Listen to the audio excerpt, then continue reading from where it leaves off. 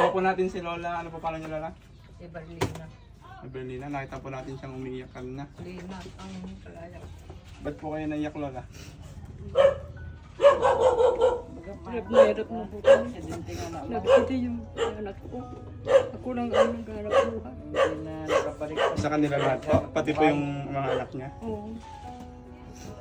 May asawa pa po kayo? Wala na, matagal na. Malit pa nung nabiyod ako. Isang taon lang yung anak ko na yan. So yung anak niyo po, na-aksidente po Opo. nung last year. Tapos di na po nakabalik ng magpasada. Yung asawa niya po, Dito. dito din po. Ala din po trabaho. So kayo lang po yung naghanap buhay para sa kanila.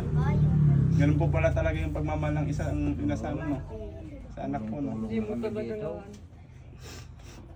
yun lang mga apo ko, yung mga baon ganun sa ulam.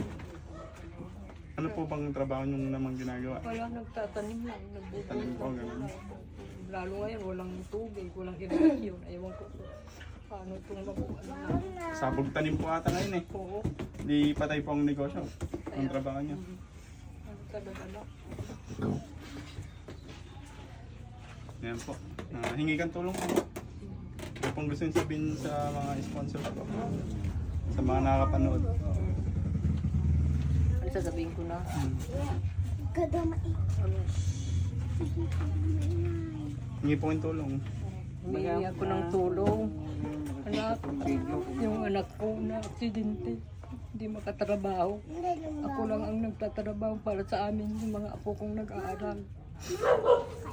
Kaya para ng awa, tulungan niyo ako kahit kunti lang.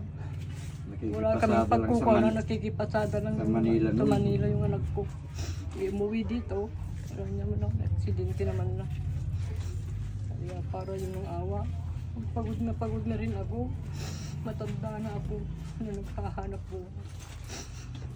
Wala namang iba. Tumutulog sa mga kapatid ko. Ganun na lang. Kung mayroon sila, pare-pares naman kami. Ito po. Walang hanap po. Ito po lala, pang ano po, pang tulong po sa inyo. Maraming salamat na po. Hindi po, laban lang po. Yan po talaga ang buhay na. Maraming salamat na lahat. Sana po matulungan po natin si Nanay. Talagang makikita mo po sa kanya na talagang gusto niyang ano. 27 pa lang ako nung nabawa ko nung wala na sila. Wala na akong kasamang naghahanap buhay anak. Malit pa yan. Isang taon lang, 2 taon lang yung panganay ko. Kayo na po nag-alaga. Talaga. Kaya ako na ang nagpalaki mula noon hanggang ngayon. Ang kubuti. Inabot pa ako ganitong taon ko. Paano pag nawala po kayo Kaya kunwari? na, yun nga inaalala ko. Kaya linalabanan ko na anak na talagang tinadalangin ko sa Panginoon na bigyan pa ako ng mahabang buhay. Para yung mga apo ko, mga anak ko, kawawa sila pag wala ako na. Ako lang talaga ang naghahanap ko. Hindi na makatayo. Hindi na po ba siya makatayo? Man, ano naman, pero yung tuhod nga, ito, ang nadali eh, ito. Na, ano, Yung isa lang po. Oo, talagang Eh, pwede ko po siyang mamasada kahit isang ano lang ah. ay, hindi po yung pwede at ano, baka maano yung ano pa, hindi pa masyadong ano yung laman, yung tuhod.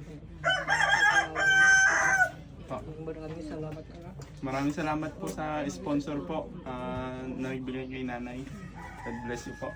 Sa mga gusto pa pong magbigay para po kay Nanay at hirap na daw po siya nakakatrabaho sa bukid.